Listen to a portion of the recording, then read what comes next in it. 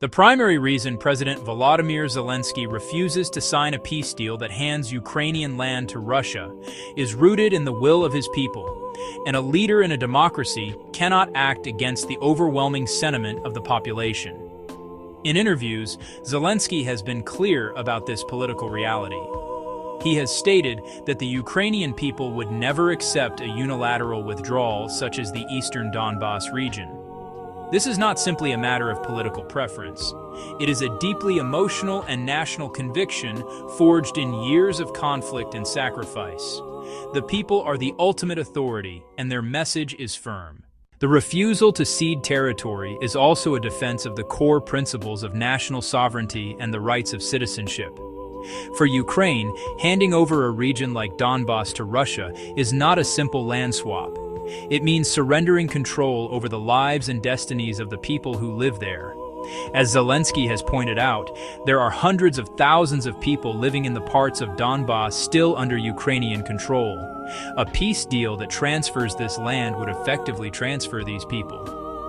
It would mean stripping them of their Ukrainian citizenship against their will and forcing them to live under a new and hostile authority. A central pillar of President Zelensky's position is the absolute demand for clear and binding security guarantees. He has repeatedly said peace can only be built on clear security guarantees. From Ukraine's perspective, any peace deal without them is merely a pause, not a permanent solution. The fear is concessions. Pulling back its troops or ceding land would let Russia regroup and attack again. This concern is based on hard-learned lessons. The Budapest Memorandum's assurances failed to stop 2014, or the full-scale war that followed.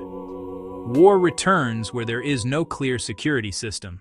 Beyond the strategic and political calculations, there is a profound moral dimension to Ukraine's refusal to cede territory. The war has come at an immense human cost. Thousands of Ukrainians have been killed defending their country, particularly in the heavily contested Donbas region. These are not just soldiers, fathers, mothers, sons, daughters. Entire cities have been razed, millions have been displaced. To hand over the land that so many died to protect would feel like a desecration of their memory, a betrayal that peace cannot justify. A crucial aspect of Ukraine's diplomatic strategy is the insistence that no decisions about its future can be made without its direct and central involvement. Ukraine will not support any agreements about us that are made without us. This principle responds to fears of great power deals over Kyiv's head. Leaked early proposals were seen as too deferential to Moscow. Vast territorial concessions, vague security guarantees. Zelensky's team worked with European partners to remove obvious anti-Ukrainian points. Kyiv resists pressure for Ukraine-only concessions and pushes for balance in obligations. By stating red lines publicly, Ukraine asserts agency. A one-sided peace is unacceptable. The path to peace must run through Kyiv. While President Zelensky firmly rejects any peace deal that formally cedes territory, he has shown openness to a freeze of the current battle lines. Ceding land is a permanent, legal transfer of sovereignty. A freeze stops fighting along the line of contact without settling political status. Zelensky believes Ukrainians would accept a freeze as a temporary measure to end the bloodshed.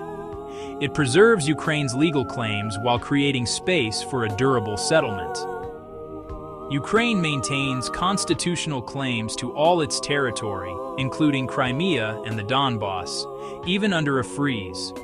In sum, public opposition, sovereignty and citizen rights, ironclad security guarantees, and full Ukrainian participation, not surrender, but a ceasefire that saves lives and preserves a just peace.